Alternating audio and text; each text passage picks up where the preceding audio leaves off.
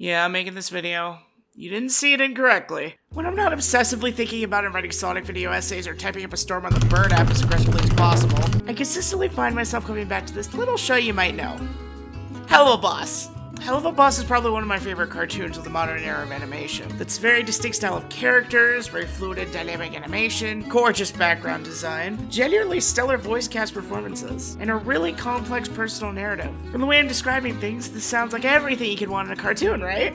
Wrong! Helluva Boss fucking sucks. I fucking hate this stupid fucking show, how it thinks it can fucking curse in every fucking sentence. Oh my god, why does every design look like it's squeezed up tube of toothpaste? Stella is such a baby-fine piece of garbage. Slay Stella, get his ass! Blitzo is a garbage character that really wants you to somehow care about him. This shit is Wattpad levels of writing, it's just toxic yaoi fanfiction. If the show actually stuck to its original premise, it might actually be good. Imagine abandoning your premise in favor of toxic yaoi. VivziePop can't write for shit. What the fuck is this slop? VivziePop ain't my kids! What even is this design, VivziePoop? You didn't even get Beelzebub right. Does she not know it's supposed to be a bug? Helluva Boss fans are so fucking annoying. You guys can't take criticism for shit. So fucking sucks. I hate everything about it. It sucks. I hate it. It's terrible about it. It sucks. It's because your criticisms fucking suck.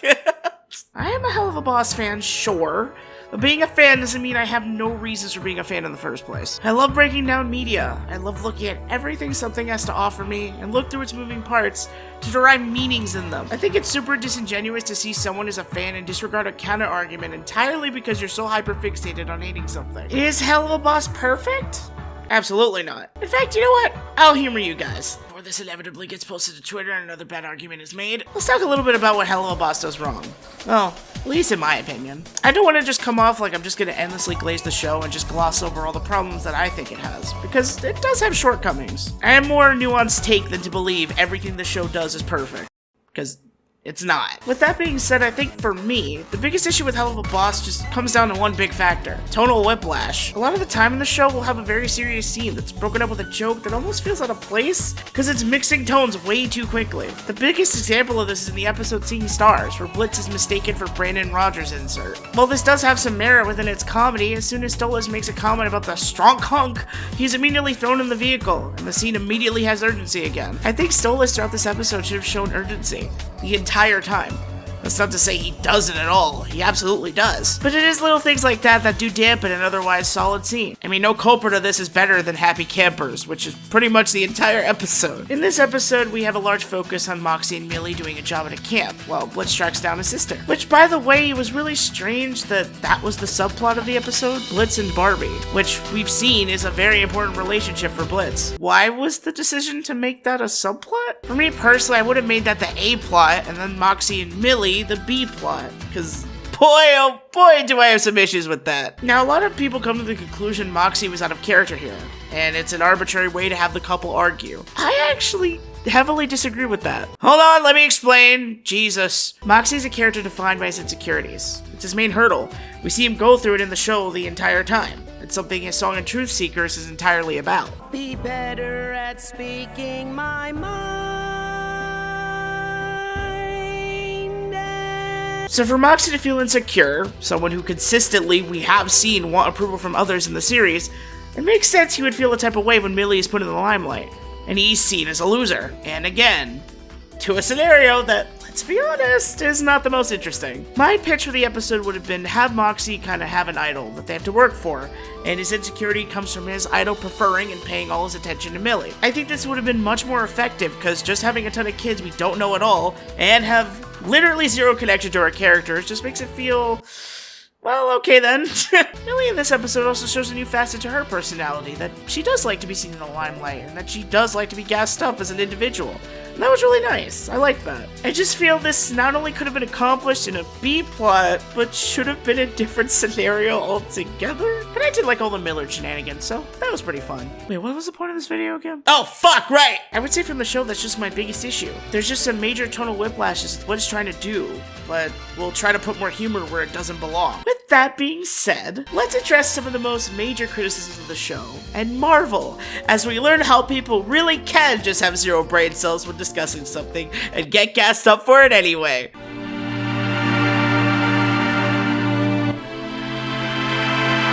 Okay, let's just get this out of the way immediately, because it's one I think is just mind-numbingly stupid. So a big reason why people hate the show, and has been by extension, is Viv herself. She makes 100K a month. You don't have to defend her. She'll...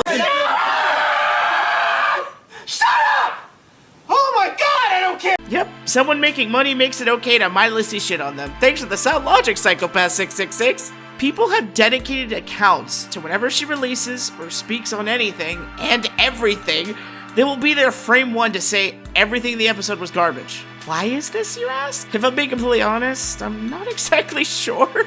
Every thread I see of evidence that Viv killed someone's family is not substantiated in any actual sources beyond, you know, Discord screenshots that are just isolated to her name alone. Which I'm sorry, but I could do the same thing right now. Oh my god, you guys. VivziePop, she ate my ice cream, what the fuck? I also think using, I hate this creator, is a dumb way to critique a show, because the show is not just Viv. It's many artists and talents all coming together to make something, which, by the way, while I'm on the subject, a very common sentiment I see is the worst episodes are written by Viv and the best ones are written by Brandon. I'm sorry to break it to you all, but Viv is the showrunner. Anything and everything released in the final cut of the show is approved by her. Do people actually think when episodes are written by a writer, do they think the showrunner just sits away from every conversation of that episode and is like, all of this show, and any show for that matter, is a collaborative effort. It's not a linear, oh, well, Viv did all of this, and Brandon did all of this. Pitching and throwing ideas at one another is quite literally the writer's room. That's why it's called the writer's room. Which, while I'm on the subject, the biggest thing people say made the show suck, Stolitz, was Brandon's idea for what he wanted to push for. Gosh, well, I'm a writer on the show, so what I wanted to see happen in our relationship, I made it happen. I can't tell you. To which Viv ended up agreeing with. So all that stuff you think is just giga cringe Viv Yowie was Brandon's push. Last point I'm gonna make about this is that people who obsessively harass this woman and say the most heinous, untrue things about her with no actual tangible evidence beyond, well, 7 years ago she drew weird art. I don't care. I don't care, and to be honest, you shouldn't either. If this is the reason you use as to why you need to dedicate your every day of breathing to watching her stuff, to shit on it like a mindless hive mind, then I don't know, maybe you really don't have a point.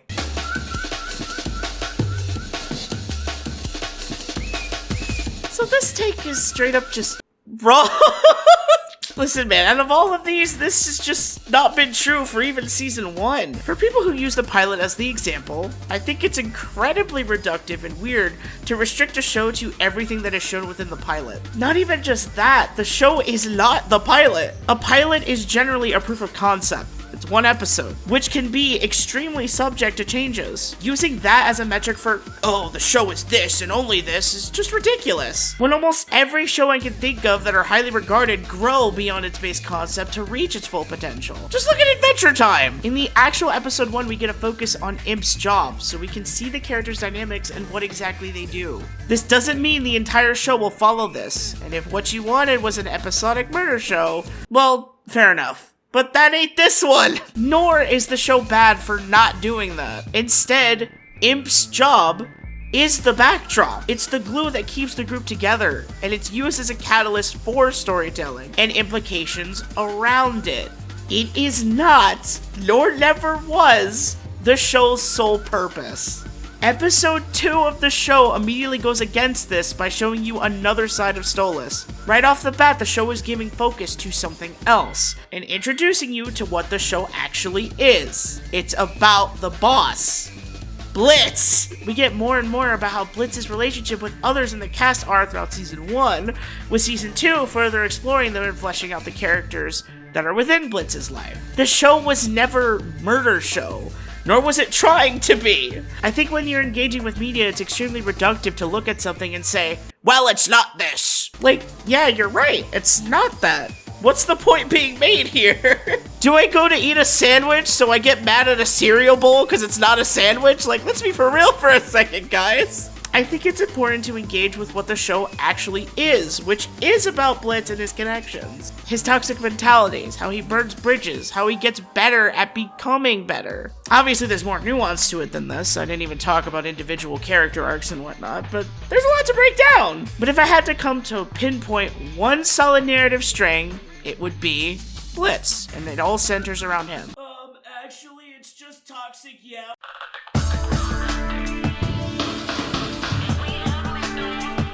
Oh boy, this critique. The thing people attribute making Helluva Boss bad is its central relationship between Stolas and Blitz, and having that become a focus of the show. What the show chose over an episodic cool show about murder missions became a dumb show about fanfiction tier yaoi. Yeah, guys, romance as a genre has no merit at all. Thank you for that boring-ass take. Let me discard that and flush it down along with Wrath of Cortex. Thank you. The biggest problem with this criticism is that it's essentially saying romance not only doesn't have a place, but that having a relationship that is not clean is bad writing. Complexity and messiness can often be the most engaging things to write about and engage with. Stolas and Blitz are not a clean relationship in the slightest.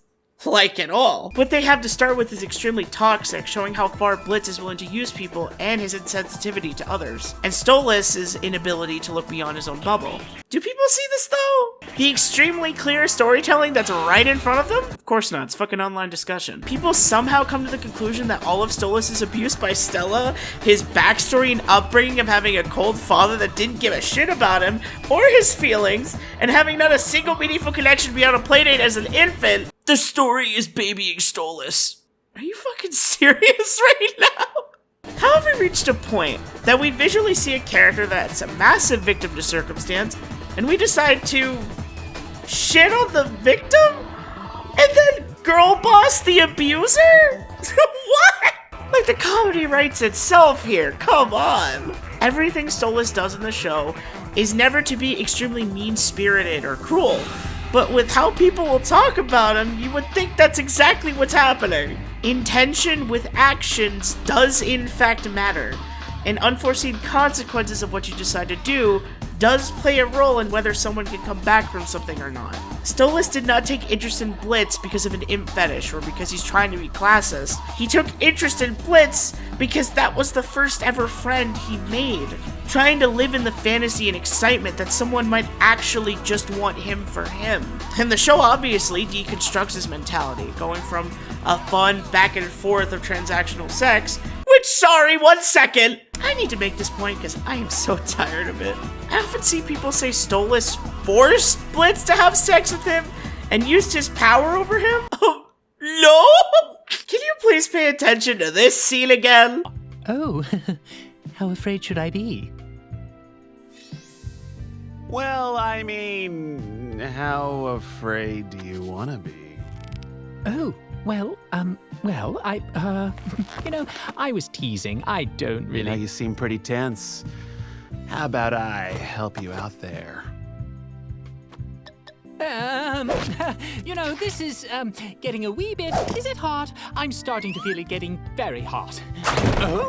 Well, that's just Viv's writing trying to babyfy him. That's not how production works. Season 2 was written before Season 1 released, meaning this backstory was always the intention. People like to say the backstory was written in response to criticism, if you even call baboons yapping that criticism. But here's the thing here. Blitz decided to stay with Stolas and smash him. He never was obligated or even had to. He did it because he wanted to. And I do not understand how people miss that point entirely to shit on Stolas. Oh no, man, this owl shit gets serious. Does Stolas request the transactional kind of thing? Yeah, absolutely. But he never forced Blitz into this. Blitz agreed to it. And you could say it's a power thing all you want here with Stolas, but as the show shows you at the end of the day, Blitz is not going to do anything he doesn't want to do. The entire point of their transactional relationship is that it is exactly that. with Stolas wanting so much more, and Blitz not knowing how to handle someone genuinely falling in love with him. Which is the entire focal point of an episode! We see in Truth Seekers Blitz's own internal perception of his relationship with Stolas, in that Blitz is convinced he is simply a toy to him, as shown with the chains metaphor. We know as an audience that isn't true. This is clearly not the case in the following episode, as Stolas is shown to be so excited to get the chance to simply go on a date with Blitz, with Blitz using him to simply get into the club. Something I find so interesting is people speak a lot about how Stolas is at fault for so many things, and then almost absolve Blitz of almost all of his mean-spirited actions. I'm not even saying Stolas is entirely devoid of fault. Stolas did not make his true intentions clear at the start, out of fear that he'd be rejected, and that he would just lose all contact with Blitz, which is a clear insecurity. And as I said before, Stolas absolutely, it is hard for him to see outside his bubble, how imps are significantly more mistreated than, say, he would be. Which again, the show makes a point to show him in a recent episode! But he isn't without faults of his own. The thing is, people were outright saying this guy takes no responsibility, which is just like, bro, did you watch the show? Stolas realizes this transactional groove they've gotten into is wrong and wants to do whatever it takes to rectify this by making sure to tell Blitz he has the option to leave or stay with him, that he never should feel he is forced, going as far as to get him a crystal to make sure he can do as he pleases with or without him. It's so strange this is what we're presented with in what I consider one of the most beautiful and greatest scenes in the entire show, yet is so aggressively misunderstood. The entire opening song of Full Moon is meant to highlight the dissonance of how they each see their relationship with each other at that moment. It's the big crescendo of their argument that gives Blitz and Stolas the reality check of where they're at and how they need to understand each other to move forward. Boiling it down to Stolas rich, he doesn't have problems. The show gives him problems to make him a baby. Like, no. The show gives him problems to show you how he comes to certain conclusions and why he is the way that he is. Choosing to not engage with the story you are presented with and ignoring that to say, well, that's just written. Hey, did you know conflict and backstories are in fact written and translated to screen to create stories? Like, wow, what a good point you made, I guess. The final point of this brings us to the most recent episodes in which people say Stolas should have, in the middle of a court that doesn't give a shit about imp-kind, should have owned up to everyone how he slept with an imp and cheated on his wife, and let Blitz use the book. Let's be real for a second. Let's say this did happen. Do you know how fucking stupid that would be? Blitz would have died on the spot, reduced to atoms. The point of this scene is to make sure Stolas looks like the bad guy, to make sure Blitz actually makes it out alive. He has to frame it in a way to which he alone comes out looking bad and not Blitz. Saying the full truth is gonna get a resounding, okay, cool, you fucked an imp, and he had your book. Sounds cool. I'm gonna kill you both now. From Satan! Like, this critique has zero legs to stand on when you actually take into account the context that's actually happening here. But for some fucking reason, people have a habit of making the worst point possible, then saying, wow, Viv really can't write. Like, Brody, and you can say some dumb shit like that? The common conclusion is that people say Stolas never suffers the consequences of any decisions he makes. Which again, I don't understand what version of Sisyphus we watched, but this and Mastermind literally show you the consequences of Stolas choosing to save Blitz and Octavia's reaction to it. Octavia feels neglected and his connection with her is permanently severed. He loses his status, he loses his home, he loses everything. He's casually just shitted on by all of hell now. Okay, but I want real consequences. The consequence I am consistently suffering is hearing your dumbass take. Sit down. If this isn't consequence, what is at this point? Like, do you want this dude to straight up die? Well, probably, to be honest with you. With all that being said, there's a lot here to this relationship, but what's its purpose in the story? Does it tell us about the characters and the theming of the show? Absolutely! It's extremely effective at showing the ineffectiveness at how both Stolas and Blitz handle situations, how Blitz struggles in his own self-loathing and how that extends to all his other relationships. There's a lot to be taken from this relationship, and yet what people come to as a conclusion is, Wattpad-ass writing. yeah, I sure am gonna take this from people that think putting a muzzle on Luna, the cartoon character, is comparable to real-life slavery. Anyway...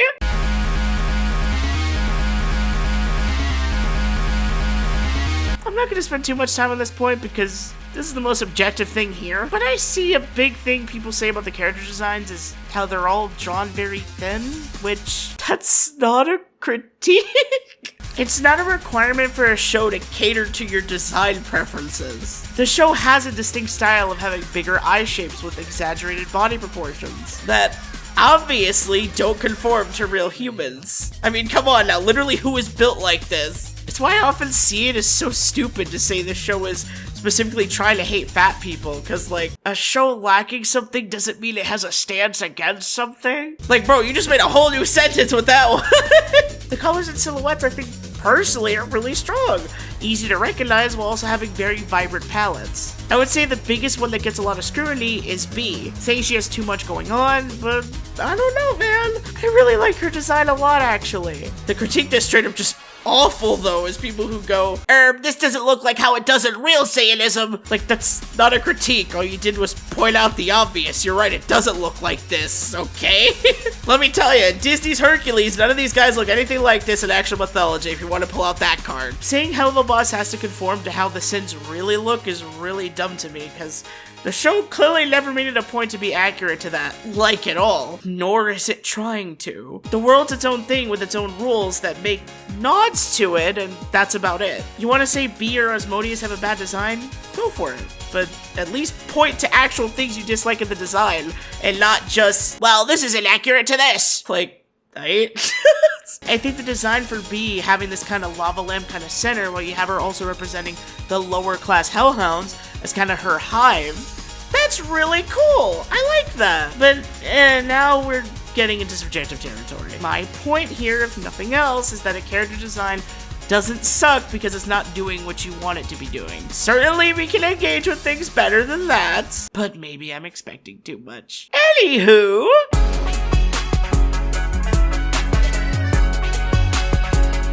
this is possibly somehow the most misunderstood character in the entire show, which is so hilarious to me, because Stella is one of the easiest characters to understand on the planet. Okay, I'm gonna break this down for you guys. Stella, are you writing this down? Making sure you got it down? Jotting it down? Okay, cool. Stella is a bitch, okay? That's it. And I don't mean it metaphorically or rhetorically or poetically or theoretically or any other fancy way. She's a bitch. Straight up.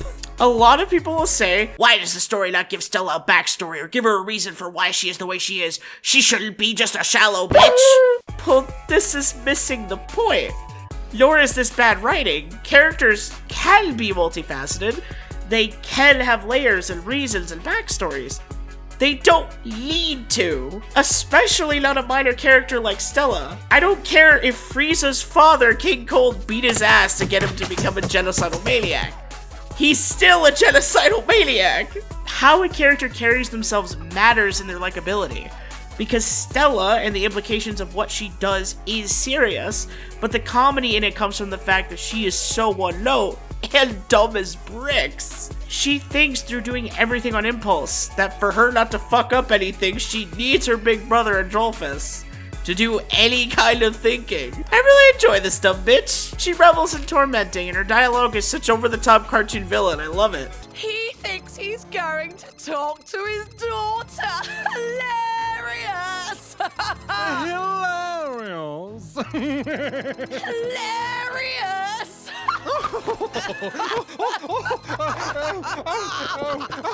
If you don't, though, that's valid. However, you not liking that doesn't make the writing bad, because you don't vibe with her character.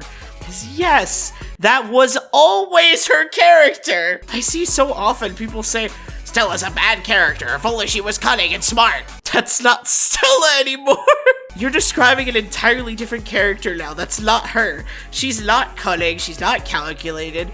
She's a blunt, petty bitch that acts on impulse and revels in making people miserable. Okay, the best analogy I could say here is, it's like if someone serves you pancakes, right? Delicious. But you feel like they can do better. So you ask the chef, hey man, can you make this better for me? And that motherfucker comes out and gives you a steak. Like, bitch, you didn't fix shit. You just gave me a whole different meal.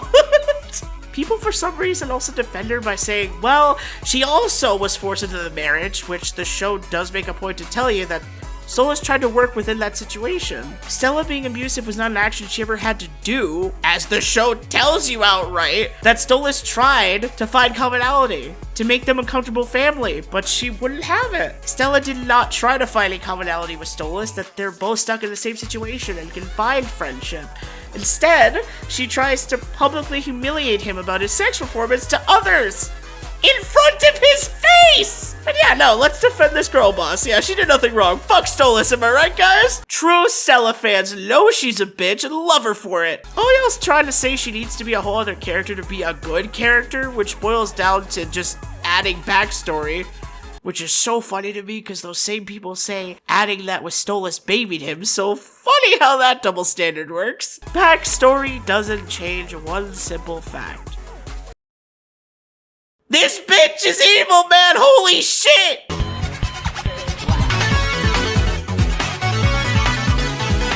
See, I never understood this one, because, like, I'm someone who hops in Discord VCs damn near every day. And I swear, everything I hear in a VC is always way worse and more vulgar than anything I will hear in Helluva Boss. Obviously, for Blitz, who's more vulgar than all the other characters, is way more aggressive with it, which is helped by Brandon Rogers' performance to make it land. We've never dealt with the human government before. She's in danger. Do you ever honestly shut up about Millie? It's always, oh, how's Millie? I can't tonight. I'm hanging with Millie. I'm so worried about Millie. And she's always 5 fucking feet away from you. It's pathetic.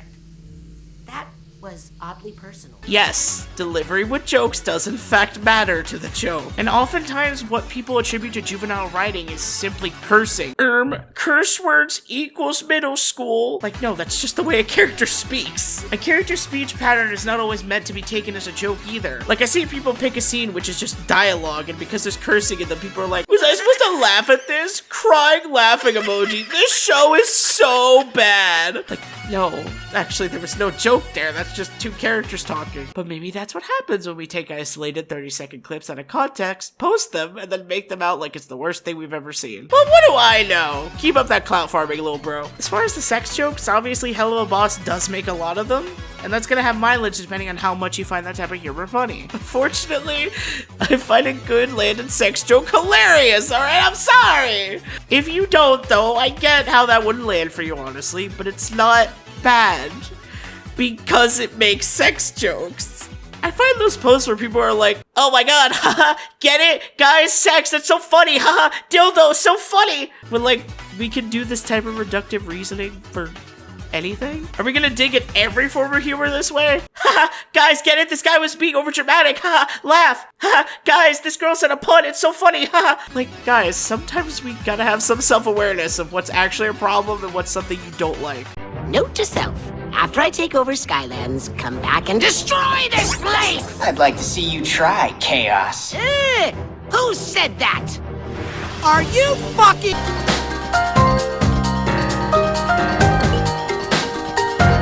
Obviously, this is not even close to the only criticisms that the show has. One of the most infamous ones being that Millie isn't important and has no personality, which... oh, trust me, I can make a whole video of why that's stupid. But I will TLDR that with Millie is a supporting cast member, so she plays a supporting role. Not every character is the main, nor is every character super duper layered with issues. Nor should they be. Giving different flavors of characters and varying personalities and backgrounds is how you make a well-rounded cast. And with that being said, I think it's also important to remember that some characters are made with it in mind that they won't be solo. That they will be consistently bouncing off of others, and that's not a writing flaw. Some characters can't stand on their own as a protagonist, and that's why they aren't one. Millie is really fun glue to the main cast, and I love her a lot. She's a lot of chaotic fun with some fun commentary there of wanting to be more than you are. Anyway, we talked a lot today about Helluva Boss, so what's exactly my goal in making this? Well, to be honest, for as many digs as I made in this video, really I just want people to engage with the show. Like a show. And not treat it like it killed someone or is poisoning the water supply. I personally think the show is really awesome, doing a lot of great things, and if you don't, that's cool. Just please, at least think about what you're saying and make sure it makes any sort of sense. I call it the Steven Universe effect, where something gets so popular that it garners that one big video that everyone parrots to the point where now everyone lost the plot of what actually makes the show bad anymore. They begin to start slowly becoming a hive mind of hating, then in that bubble they're like, you fans are immune to criticism! This is something that needs to be understood if nothing else. Criticism and the ability to do it doesn't make you correct, or that something needs to bend to what you're actually saying. It simply means you have a take about something. That's it. Nothing more, nothing less, and that applies to me too. The existence of criticism doesn't mean it's valid or that it needs to be listened to. I think informed criticism that goes beyond the black and white of, this show sucks, I hate VivziePop, is something this show deserves at least. With all that being said, I guess I have one final statement to make. Epic the Musical clears your fave, fuck all of you.